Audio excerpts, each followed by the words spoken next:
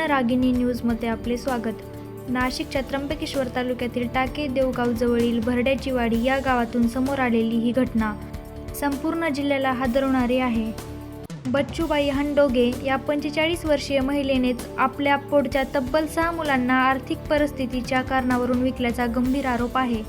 महिलेने एकूण 14 मुलांना जन्म दिला असून तिच्या 14व्या बाळाच्या तपासणीसाठी गेलेल्या आशा सेविकेला बाळ घरी नसल्याचा संशय आला। त्याचबरोबर इतर काही मुलंही गायब असल्याचं लक्षात आलं। पोलिसांनी तात्काळ कारवाई करत आईवडिलांना ताब्यात घेतले। चौकशीत मुलांनीच सांगितलं की एका भावाला अवघ्या 10,000 रुपयांना विकलं गेलं आणि दुसऱ्या भावाला मूल नसलेल्या नातेवाईकांकडे दिलं।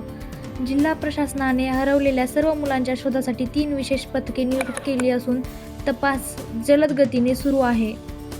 तिन्ही ते बाळ एका कुठेतरी व्यक्तीला 10,000 रुपयाला विकल्याची माहिती मिळाली आहे। ते बाळ तिने विकलेले आहे अशी आम्हाला 100% शंका आहे। आजही पैशासाठी या मातेला आपला गोळा विकावा लागतो यासारखं दुर्दैव नाही। तिच्या गेली 4 ते 5 मुलं विक्री झाल्याचा संशय आहे।